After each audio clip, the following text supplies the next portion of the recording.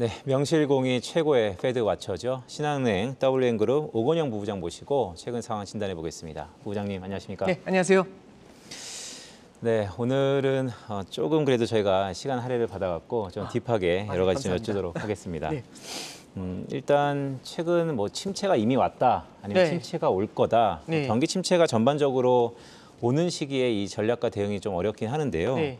부부장님 말씀을 좀 보니까 긴축의 어려움을 연준이 인플레이션의 경기 인질로 잡고 있다라는 네네. 말씀을 주셨어요. 어떤 네. 의미인가요? 일단 인질이 성립하는 가장 첫 번째 조건은 이게 필요합니다. 뭐냐면 상대편이 예를 들어서 인질을 구출하려는 사람이 인질을 너무너무 좋아해야죠. 사랑해야죠. 아, 인질을 사랑한다. 네, 그렇습니다. 이제 연준의 목표는 두 가지죠. 물가 안정도 있지만 다른 한쪽에서는 성장을 극대화시키는 것, 고용 극대화도 이제 연준의 목표 중에 하나입니다. 그러면 성장이라는 걸 고용 극대화 쪽에다 이제 같이 놓고 본다라면은 결국에는 지금 인플레이션이 나타나게 되면서 실물 경기가 둔화가 되니까 성장이 짓눌리지 않습니까? 일반적으로 성장이 짓눌리게 됐을 때는 연준이 유동성 공급을 통해 가지고 경기 부양에 나서줘야 됩니다. 근데 유동성 공급을 인플레이션이 이렇게 창궐할 때 만약 진행을 하게 되면은 인플레이션은 더욱더 강해지게 되겠죠. 그러면 연준은 딜레마에 빠집니다. 물가를 잡아야 되나 성장을 부양해야 되나?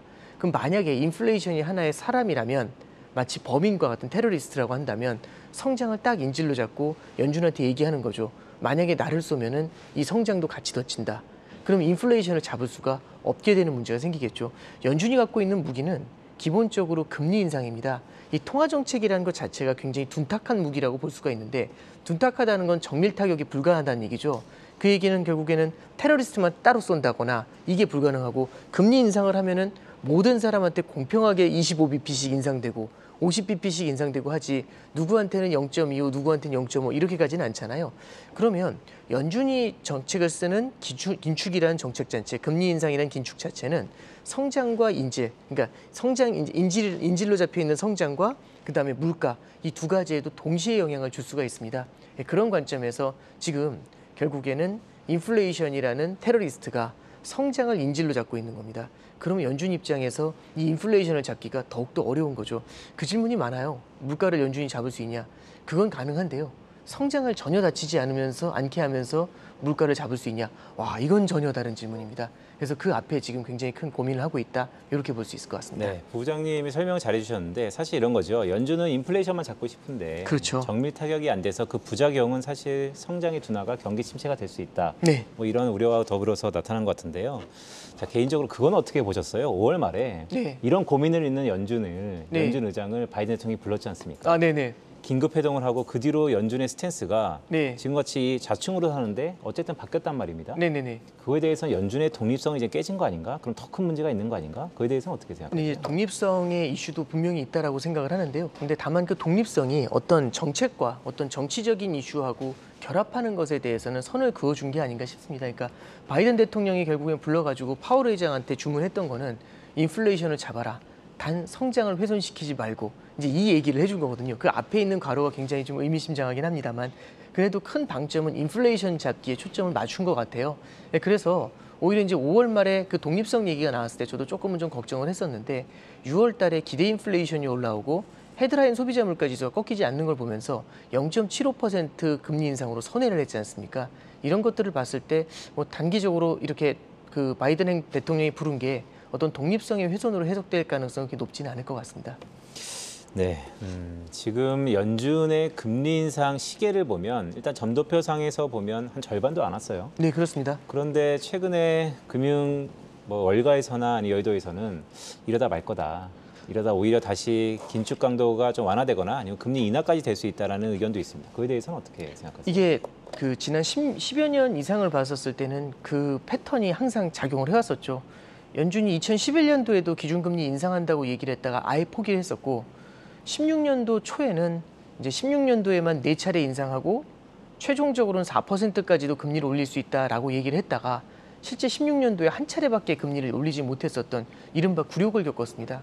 그리고 2018년도에도 빠르게 기준금리 인상을 가져가려다가 결국에는 실물 경기가 둔화된다는 리스크가 커지니까 얼굴이 하얘져서 결국에는 반대로 돌게 되죠. 그래서 19년도에는 오히려 금리를 인하했었던 경험이 있습니다. 그러면 수차례 학습 효과가 쌓인 거죠. 아, 저 연준은 결국에는 세게 나오는 척하다가 결국에는 꼬리를 내리는구나. 세게 나온 척하다가 꼬리를 내리는구나. 아까 전에 말씀드렸던 인질극으로 보면은 처음에는 마치 인질을 쏠 것처럼 막 얘기하지만 인질이 아니라 성장을 인플레이션을 쏠 것처럼 얘기하지만 인질이 걱정이 돼서 결국에는 총을 내려놓는 그런 모습을 수차례 보인 겁니다. 그러면 시장 참여자나 인플레이션 입장에서는 당연히 연준이 이번에도 고개를 숙일 수밖에 없을 것이다. 그리고 최근에 보면 경기 침체 얘기가 조금씩 나오지 않습니까? 그 단어를 연준은 무서워하기 때문에 금리 인상을 포기할 것이다. 이제 이런 생각을 하고 있는 것 같습니다. 그래서 학습 효과 때문에 그렇다라고 이제 말씀을 드렸지만 한 가지 좀 바뀐 게 있는 것 같습니다. 뭐냐면 작년에 연준이 굉장히 큰 실수를 했고요. 방금 전에 말씀드렸던 그 플로우 때문에 연준이 굉장히 큰 실수를 했고 이 상태에서 인플레이션이 굉장히 높아지고 기대 인플레이션이 고착화됐었을 때는 이걸 해결하기가 굉장히 어려워집니다. 결국에는 기대 인플레이션이 고착화됐을 때는 물가 상승세가 그냥 성장이 아니라 지속 가능한 성장에도 굉장히 큰 타격을 줄 수가 있거든요. 그러면 연준의 운신의 폭이 굉장히 많이 좁아질 수가 있습니다. 이런 점에서 봤을 때는 과거하고 달리 조금은 좀 강하게 연준이 좀 몰아붙이지 않겠는가. 지금은 인플레이션 쪽에 정확하게 좀 방점을 두지 않나 그렇게 생각합니다. 네, 부부장님 말씀 주셨던 것처럼 사실 연준이 보험성 금리 인하라는 얘기까지 하면서 네, 그렇죠. 약간 구색을 맞췄었는데 이번에는 좀 다를 거다라는 말씀 주셨습니다. 자, 기대 인플레이션 말씀 주셨어요. 네. 자, 파월 의장이 이번 연설에서 이런 얘기를 했습니다. 기대 인플레이션을 잡아야 되는데 네. 기대 인플레이션의 이 복잡성한 함수에 가장 영향을 미치는 것은 헤드라인 CPI고 네. 이 헤드라인 CPI는 또 국제 유가가 영향을 미친다. 네, 그렇습니다. 그래서 7월 달에 뭐 국제 유가에 관한 여러 가지 이벤트들이지 않습니까? 네네. 자, 두 가지 질문인데요. 네네. 첫 번째는 자, 7월 달에 과연 국제 유가 향방이 어떻게 위인지 아래인지에 결정이 될 건지에 네네. 대한 의견이고 네네. 두 번째, 만약에 그게 미국이 원하는 대로 안정이 된다면 그럼 네. 물가가 잡힐 수 있는 겁니까? 일단 첫 번째 이제 국제 유가 전망인데요. 뭐 유가를 제가 뭐 원유 전문가가 아닌 상태에서 유가를 예단하기는 어렵겠지만 이제 요거 하나는 좀 말씀드릴 수 있을 것 같습니다. 첫 번째는 연준에서요. 가장 많이 받았던 비판 중에 하나가 아니 기름값이 올라가지고 물가가 올라오고 있는데 연준이 금리 올려서 뭐 할 건데 이제 이런 비난이 굉장히 많았죠. 여기에 대해서 파월 의장이 이제 얘기를 한 겁니다. 물가를 볼 때는 헤드라인 CPI를 봐야 된다. 그러니까 헤드라인이라는 것 자체는 물가 전체고요. 그다음에 코어를 많이 보는데 코어라는 거는 에너지 가격하고 농산물 가격처럼 가격 변동성이 높은 걸 제외하고 보는 게 코어 CPI지 않습니까? 근데 이제 이번에 헤드라인이 중요하다라고 얘기했던 가장 큰 이유는 이런 것 같습니다. 저도 이거 사람들하고 대화 나누다 보면 어디서 물가 오른 걸 많이 느껴요? 그러면 주유소에서 기름 넣을 때 이 얘기 제일 많이 하시거든요. 그럼 거기다 에너지는 얘기하지 마세요. 이게 코어거든요.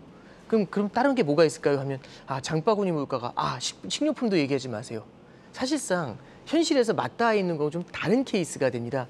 그러면 지금 현실에서 물가가 올라오는 걸 사람들이 체감을 하면서 만들어지는 게 기대 인플레이션인데 말씀해 주셨던 것처럼 헤드라인 CPI가 기대 인플레이션을 자극한다는 얘기는 이제 그런 맥락에서 나온 게 아닌가 싶습니다. 그러면 지금 상황에서 연준은 기준금리 인상을 이게 유가 때문에 나타나는 거다 아니면 수요가 폭발해서 나타나는 거다 이런 거 상관하지 않고 현재의 인플레이션을 바라보면서 이게 기대 인플레이션을 갖다 끌어올릴 수가 있으니까 강한 긴축으로 제압을 하겠다는 거죠. 이거는 뭐 7월에 당장 어떻게 된다기보다도 이거는 시차를 두고서 수요의 둔화를 가져오게 될 겁니다. 물론 공급망 사이드에서는 문제를 만들어내겠지만 수요가 빠르게 냉각이 된다라고 한다면 이거는 유가에는 하락 압력으로 작용을 할 수가 있고요. 한 가지 이제 7월을 가지고 기대하는 이유 중에 하나가 이제 그거 같습니다. 바이든 대통령이 중동을 이제 순방한다라는 얘기가 나오는데 사실 지금 이제 결국에는 G7 같은 경우도 굉장히 좀 어려워진 상황이지 않습니까? 그렇죠. 유럽이나 미국 같은 경우도 이런 경우에는 원유의 증산에 대한 주문을 어느 정도는 좀 해줘야 되지 않나 싶은 거고요. 여기서 저도 좀 좋은 결과가 나와주기를 좀 바라고 또 하나는 최근에 또 이란 핵 협상 관련된 부분에서 EU 쪽에서 좀 팔을 걷어붙이고 들어갔다라고 하는데요. 4월 이후에는 좀 교착 상태에 있다가 이것도 풀려줬을 때는 그래도 뭐 약간의 좀 훈풍을 불게 해주는 그런 요인이 될 것 같은데 개인적으로는 기대는 합니다만 아직은 좀 조심스럽게 봐야 될 것 같습니다. 네, 그렇죠. 사실 뭐 빅 이벤트가 있긴 하지만 좀 조심스러운 측면도 있다라는 말씀을 주셨는데요. 자, 그러면 주가 얘기 좀 해볼까요? 네네. 자, 이런 인플레이션 피크아웃에 대한 기대 아니면 국제유가에 대한 모호성 이런 것들이 전부 주가에 반영이 일단 될 텐데 네. 최근 CPI 발표 이후에 주가의 흐름을 놓고 보더라도 네. 과연 이게 방향성이 있는 건가 싶을 정도로 좀 애매합니다. 네네. 그렇다면 지금의 이런 전망과 증시 연관성은 어떻게 좀 있을까요? 저는 이제 최근에 주식시장 흐름 자체가 굉장히 매크로에 연동되는 면이 좀 크다라고 생각을 하고요. 저도 이제 많이 참고를 하는 사람이지만 BOA의 이제 뱅크 오브 아메리카의 이제 스트래터지스트 중에 이제 마이클 하트넷이 있는데 마이클 하트넷 같은 경우는 제 생각엔 프레임워크를 가장 재미있게 준 것 같아요. 직관적으로 볼 수 있게 이제 세 가지 쇼크가 다가오고 있다라고 얘기하는데요. 하나는 인플레이션 쇼크, 두 번째는 레이트 쇼크, 그러니까 금리에 대한 쇼크이겠죠. 그다음에 리세션 쇼크이다라고 얘기를 합니다. 물가가 올라가게 됐었을 때 생각보다 빠르게 물가가 올라오게 되면은 결국에는 주가는 기업 같은 경우는 마진이 줄어들게 되면서 기업의 주가 상승세가 좀 약해질 겁니다. 그리고 바닥에 붙어 있던 금리는 끌려 올라가게 되겠죠. 근데 이 예상보다 높은 물가를 잡기 위해서 중앙은행이 엉덩이가 무거웠던 중앙은행이 움직이게 됐을 때는 그럼 레이트 쇼크가 다가오게 되겠죠. 그럼 주가가 무너지게 되면서 금리가 뛰어 올라가게 될 겁니다. 그리고 세 번째는 물가 상승세가 강하고 그다음에 금리까지 올라가게 되면은 이 두 가지가 실물 경기의 소비를 압박하게 되면서 리세션, 경기 침체에 대한 우려를 가져오게 되겠죠. 경기 침체로 전개가 되면은 그때는 주식 시장도 흔들리겠지만은 금리도 마찬가지로 하락을 하게 될 겁니다. 그러면 결국에는 인플레이션 쇼크, 그다음에 레이트 쇼크, 그다음에 마지막으로 말씀드렸던 리세션 쇼크가 한 레벨로 쭉 진행이 되다가 리세션까지 갔을 때는 어떤 얘기가 나오냐면은 첫 번째는 이겁니다. 주가가 많이 떨어졌는데 이제 금리도 내려오죠. 그러면 지난 10여 년 동안의 학습 효과가 있습니다. 뭐냐면 주가가 하락할 때마다 언제든지 연준에서 돈을 풀어줬었거든요. 그러면서 항상 밑에서부터 밀어 올려주는 이른바 바이 더 딥의 시스템이 있었던 겁니다. 그러면 이 정도 떨어졌으면 이제 오를 때가 되지 않았을까라는 하나의 바이 더 딥에 대한 심리. 요게 하나가 있는 거고요. 두 번째는 경기 침체까지는 좀 과도하지 않을까. 이게 두 번째. 그리고 금리가 좀 낮아졌기 때문에 이런 것들이 오히려 실물 경제에는 도움을 주지 않을까. 이 세 가지 생각이 떠오르게 됩니다. 그럼 주가가 반등을 하게 되겠죠. 그리고 생각보다 실물 경기가 나쁘지 않다고 하니까 다시 금리가 뛰어 올라가고 이게 소비를 만듭니다. 그럼 이게 또 뭘 건드리게 되냐면 인플레이션 쇼크를 건드리게 되겠죠. 메비우스 띠까지 예, 그렇습니다. 이게 거군요. 계속 돌아가는 겁니다.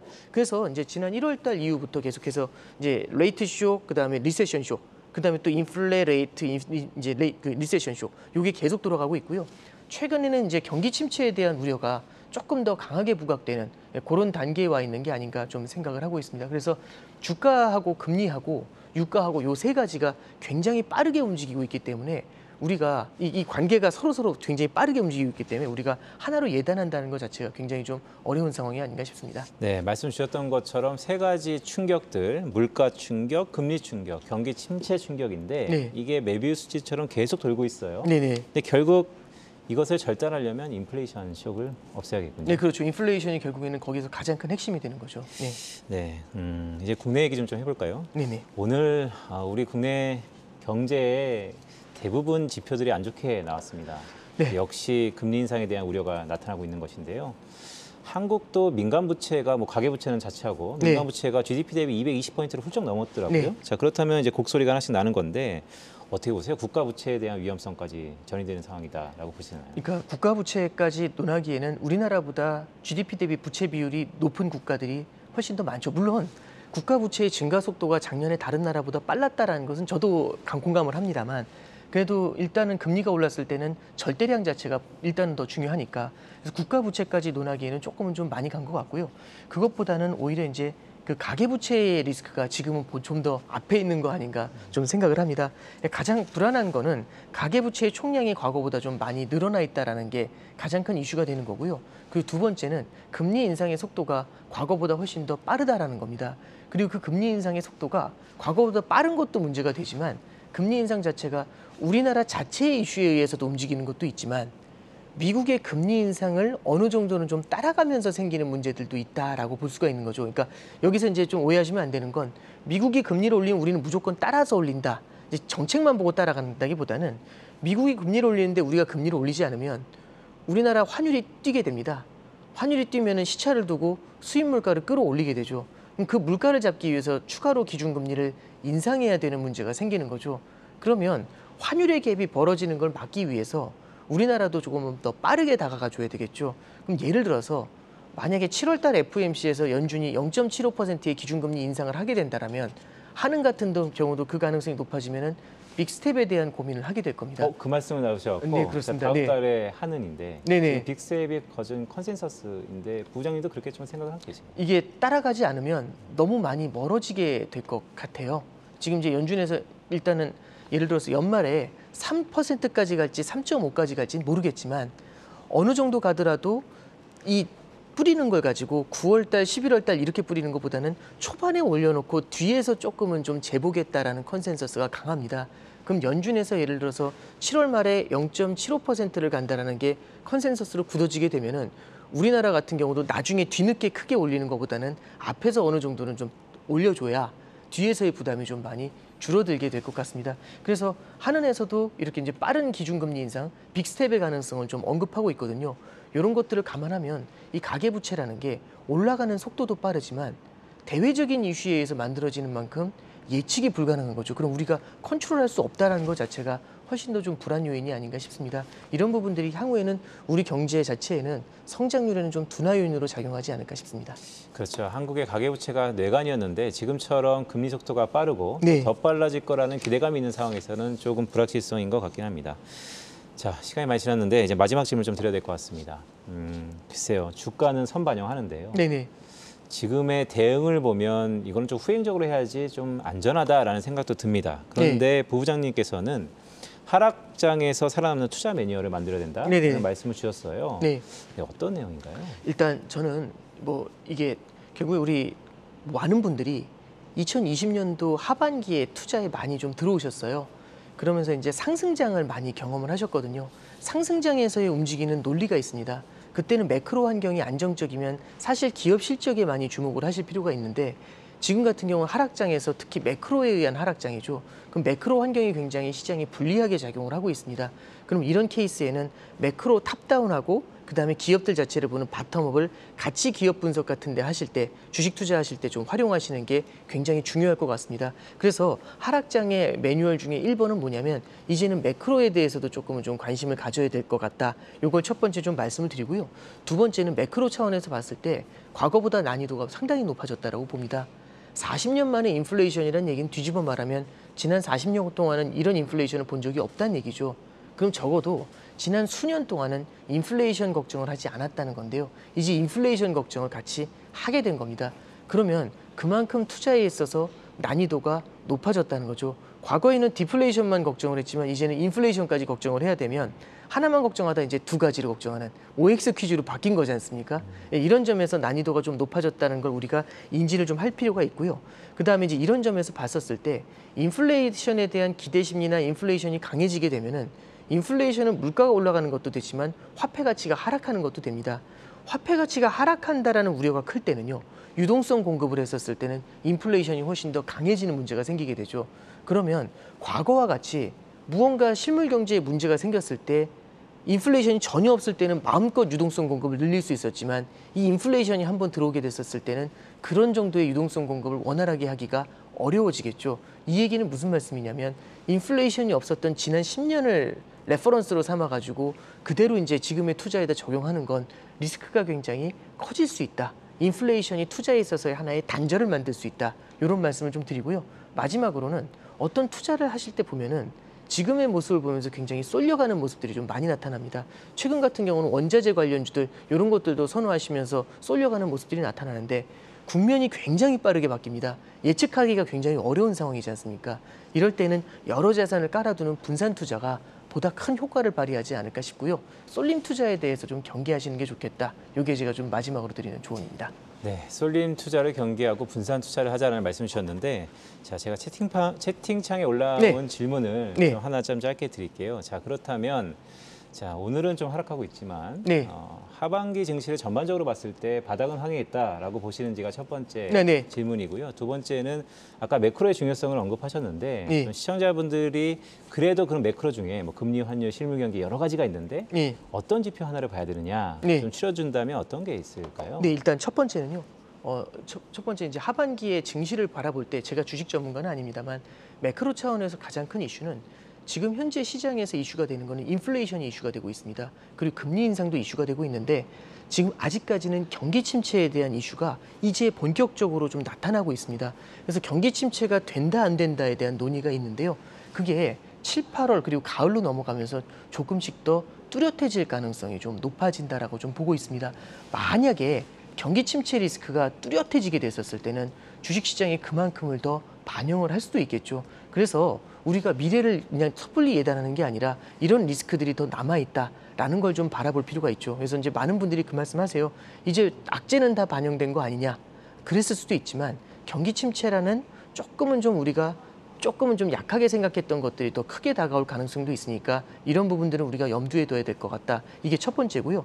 그다음에 이제 우리가 거시경제 지표 중에서 바라봐야 될 거 물론 여러 가지가 있을 겁니다. 근데 어차피 지금 앞에서 성장 둔화에 대한 말씀드렸으니까 성장 관련 지표 중에서 장단기 금리 차를 좀 보시는 게 되게 중요할 것 같고요. 지금 미국의 2년짜리하고 10년짜리 금리의 격차가 굉장히 많이 줄어들어 있습니다. 그거하고 이머징 국가들의 환율 요게 달러 강세 하에서 어떻게 움직이는지를 보시는 거, 요 두 가지를 좀 말씀드리고 마지막으로는 저도 조금은 좀 관심을 갖고 바라보고 있는데 엔화 환율이 어떻게 되게 될지 요게 저는 조금 좀 이슈가 되지 않을까 싶습니다. 그래서 그 세 가지 정도가 저는 최근에 좀 많이 보는 그런 지표 중에 하나입니다. 네. 네, 오건영 부부장이 주목하는 매크로 지표 첫 번째는 장단기 금리차. 이게 역전되면서 경기 침체에 대한 우려가 높아졌으니까요. 그렇죠. 그다음에 신흥시장국의 환율. 세 번째는 사실 언제나 위기의 프락시, 즉 선행 지표로서 엔화가 있었기 때문에 네. 엔화 환율을 본다라는 이 세 가지를 강조해 주셨습니다. 자, 오늘 긴 시간이었는데요. 고맙습니다. 네, 신한은행 WN그룹 오건영 부부장이었습니다. 고맙습니다. 네.